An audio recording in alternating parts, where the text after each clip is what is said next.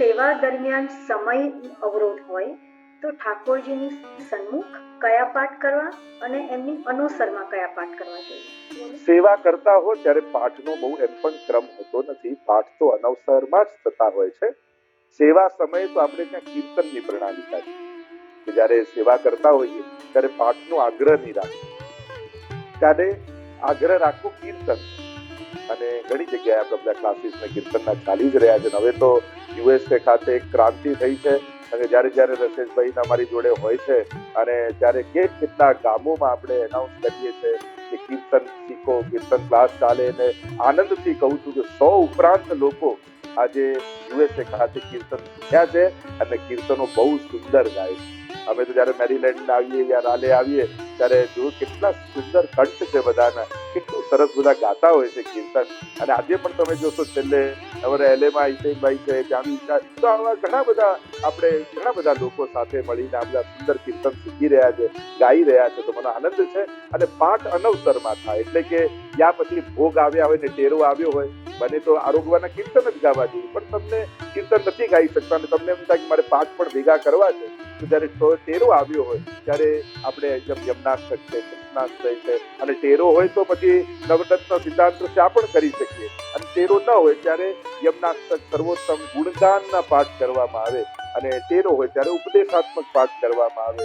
તો એક તમે જયારે ભોગ આવતા હોય એવા સમયે તમે આ પાઠનો ક્રમ લઈ શકો છો. પણ બને તો એવું ક્રમ રાખવું જોઈએ કે તમે કીર્તન ગવાય અને રાતના જયારે સત્સંગ કરવા કેમ બેસો તમે, ત્યાં પછી તમે જતા હો અને સેવા પહોંચ્યા પછી અનવસરમાં ટાઈમ રહેતો હોય ત્યારે તમે પાઠ કરી લો. પણ બને તો યમનાષ્ટક, કૃષ્ણાષ્ટક અને સર્વોત્તમ આ 3 પાઠ તો વૈષ્ણવે અવશ્ય કરવા જોઈએ.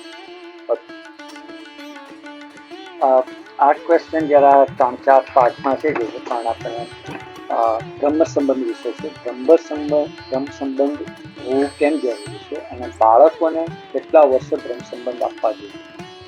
અને એની સાથે યુવાનોની દુવિધા છે કે બ્રહ્મ સંબંધ લીધા છે અને કાંદા અને લસણ નથી છૂટી શકતા, તો એનો ક્યાંય પ્રાયશ્ચિત છે? અથવા બ્રહ્મ સંબંધ ત્યારે જ લેવા જોઈએ જ્યારે કાંદા, લસણ અને બીજી પદાર્થો આપણે ન લેવાની હોય તો છોડી શકીએ?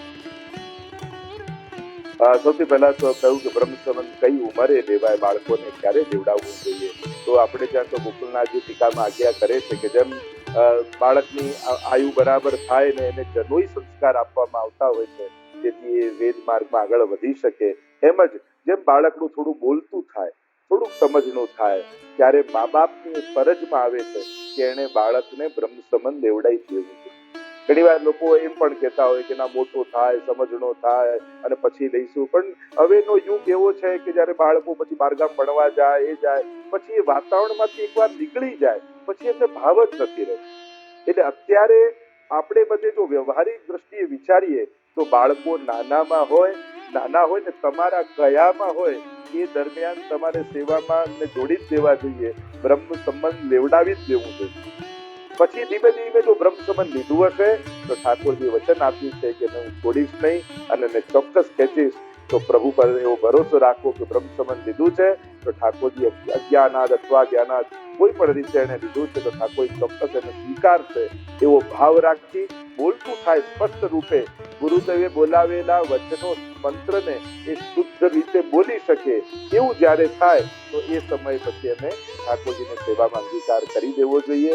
અને આપણે ત્યાં ઘણી વિધેયાત્મક અને નિષેધાત્મક ડૂઝ એન્ડ ડોન્ટ દરેક જગ્યાએ જેમ હોય છે એ તમે જૈન હો, સ્વામિનારાયણ હો, વૈષ્ણવ હો, શૈવ હો, શાક્ત હો, કોઈ પણ જગ્યા હો, જ્યારે ઠાકોરજીની ભક્તિમાં તમે આગળ વધો છો ત્યારે તમારે શું લેવું અને શું ન લેવું એનો વિવેક તમારે જાળવવાનો હોય છે.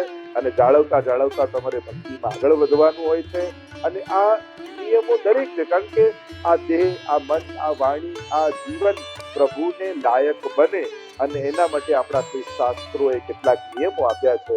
બને તો કોશિશ કરવી જોઈએ કે બધા જ નિયમો આપણે પાળી અને પછી ધીમે ધીમે ભક્તિમાં આગળ વધીએ. અને આપણે સંકલ્પિત રહેવું. જો ઘણી વાર બહુ ઉત્તમ થવાના પ્રતીક્ષા કરીએ તો આખું જીવન ઉત્તમ થવામાં જ રહી જાય. એટલે હું એમ માનું, સારું કરવા લાગો તો ખરાબ છૂટવા લાગો, પણ ખરાબ છૂટે ને પછી કંઈક સારું કરીશ એવી પ્રતીક્ષા કરશો ને તો જીવન જ ખરાબ છોડવામાં જતું રહે. એટલે શરૂ કરી દો સેવા સત્સંગ એ બધું, અને પ્રભુ જ રૂપ મુરારીદાસ શિકારી હતા, લોહીથી ખરડાયેલા વસ્ત્રો છે, મરતીઓ લટકે છે મરેલા, અને મહાપ્રભુજી પાસે જઈને કહે છે, તું હું બ્રહ્મ સંબંધને લાયક છું, મને ઠાકોરજી મળે? હવે વિચાર કરો, આજના સમયમાં આવી હાલતમાં કોઈ હવેલી ઘૂસવા આવે, એને કોઈ વૈષ્ણવે ઘૂસવા? પણ મહાપ્રભુજીને ગુસાઈજીની કરુણા તમે જુઓ, એ યવન રસ્થાન હોય, એ મોના ભંગી હોય, કે રૂપ મુરારીદાસ શિકારી હોય, કેટલી સહજ વાતાવરણ હશે કે એ સમય સીધા ગુરુ પાસે જઈ શકતા. અત્યારે તો બે ચાર જણા પકડીને એને સીધા બહાર જ થઈ જાય, અરે બોલે બોલતો નહીં, તને આવડતું નથી, વાત કરતો નહીં, ક્યાં શીખવા જાય? આવા તો જે જીવ જાતિ હોય કોઈ રે, તેને તત્ક્ષણ સર્વે સુખ હોય રે, કેવો પણ જીવ કેમ ન હોય, શરણે આવવા માંગે તો તેને સ્વીકારો. સૃષ્ટિ માર્ગમાં શુદ્ધિ પછી સ્વીકાર નથી, પણ સ્વીકાર પછી શુદ્ધિ છે. જેવો છું જૈસે તેસો તિહારો શ્રી વલ્લભ, જેવા છો એકવાર સમર્પિત થઈ જાઓ. ઠાકોરજી પેલા ચમારની વાર્તા આવે કે હિંસા કરતો, બ્રહ્મ સંબંધ લીધું તો બ્રાહ્મણ જેવો પવિત્ર થઈ ગયો. તો આવી ઘણી ઘટનાઓ જોઈએ છે, અને એટલા માટે વૈષ્ણવે બ્રહ્મ સંબંધ લઈ અને ભક્તિમાં આગળ વધી જવું જોઈએ, કારણ કે પ્રભુ આપણા માથે બિરાજે છે, તેને ભક્તિ કરવી છે. હું તો વિચાર કરો કે જ્યાં લોકો પોતાનું ઘર, પરિવાર, દેશ, દુનિયા, સંસાર બધું છોડી દેતા, તો ઠાકોરજી પાછળ જે સાદાને છોડી શકતો હોય અને ભગવાન મેળવવાની વાત કરે, તો એને ક્યાં ભગવાન મળવા? એક આવી નાનકડી જીવનો સ્વાદ ન છોડી શકે તો માણસ ભગવાન મેળવવાની વાત ક્યાં કરવાનો? તો મૂળ વાત તમારી નિષ્ઠાની છે કે તમે ભગવાનને કાંદા કરતા વધારે મહત્વના ગણો, કે તમને કાંદા વધારે મહત્વના લાગે? તો જે મહત્વનું લાગે અને જે તમારું ઉદ્ધાર કરી શકવાનું હોય એને પકડવું, બાકી છોડી દઉં. હવે બે ક્વેશ્ચન્સ જોડે લઈ લઈએ છે. કે પહેલું છે કે ઠાકોરજીના સેવા સમય દરમિયાન ચરણ સ્પર્શ ક્યારે કરી શકાય અને શા માટે? અને બીજો ક્વેશ્ચન ઇઝ કે કુંજ, માટીનો કુંજ કિંજારીજી સેવામાં ક્યારે આવે? ચરણ સ્પર્શ આપણે ત્યાં પ્રાય વિવેક એમ છે કે જો શ્રૃંગાર પ્રભુના થઈ ગયા હોય અને આરસી બતાવી દીધી હોય, ત્યારબાદ તમે ઠાકોરજીના ચરણ સ્પર્શ કરી શકો છો. કારણ એ કે પ્રભુ જયારે પ્રસન્નતામાં દર્શન આપવા માટે બિરાજ્યા હોય ત્યારે ચરણ સ્પર્શ કરવા જોઈએ. સમય જોઈ ચિર નામવા, વલ્લભાખ્યાનમાં કહ્યું યોગ્ય સમય જોઈ. હવે ઠાકોરજી માંડ હમણાં જાગ્યા હોય, કોઈ પગે લાગવા આવે તો ગમે આપણને? હમણાં તો આપણે ઉઠ્યા હોઈએ ને પાછું કોઈ કે હમણાં વંદન કરું, યા ઠાકોરજી નિકુંજમાં વ્રજભક્તો સાથે બેઠા હોય, સુંદર રાગ રાગીનીઓ ગવાતી હોય, કોઈ ચરણ સ્પર્શ કરું તો ગમે? એટલે રસાભાસ થઈ જાય, અને એટલે માટે રસભંગ નહીં કરે. ચરણ સ્પર્શ એ આપણો લાભ છે, એ ભક્ત પર કૃપા છે ઠાકોરજી, પણ આપણા લાભ માટે પ્રભુને શ્રમ પડે એવું નહીં કરવું. તો પ્રભુને શ્રમ ન પડે એનો વિચાર કરી અને ચરણ સ્પર્શ કરવા જોઈએ. આ વિવેક રાખવો. જેમ વલ્લભકુલ પણ ચાલતા હોય, ગાડીમાંથી ઉતર્યા હોય, ઘણા લોકો સીધા પગ પકડી, ઘણી વાર તો એના માથે પડી જાય એવું બીક લાગે. તો આપણે વિવેક રાખવો. ક્યારેક બિરાજ્યા હોય અને એવું કહેવામાં આવે કે હા હવે થઈ રહ્યા છે, ઘણી વાર અપરસમાં બિરાજ્યા, તમે અડવા જાઓ, પછી કોઈ કે એ દૂર રહેજો, એટલે પાછું લોકોની ઈગો હર્ટ થઈ જાય. આપણે ત્યાં તો પછી ઈગો હર્ટ થવાનું તો બહુ જ છે ને, વાતે વાતે લોકોને ઈગો હર્ટ થઈ ગયો, ઈગો હર્ટ થઈ ગયો. આપણે તો તૈયાર જ બેઠા હોઈએ, એટલે જો હું કઈ ખરાબ છું, મને દૂર જવાનું કહ્યું, તો બસ આપણે ક્યારે કરવા, ક્યારે રાખવું, આપણને કોઈને કેવું પડે દૂર જાય, પણ અમને પણ સંકોચ લાગે. પણ નિયમ એવો છે કે ઠાકોરજીની સેવામાં આવો ત્યારે કોઈને અડવું નહીં, કારણ કે તમે પ્રભુ માટે છો. અને એટલા માટે આપણે ત્યાં બધા ડિસિપ્લિન બતાવવામાં આવ્યા. કેમ બતાવવામાં આવ્યા?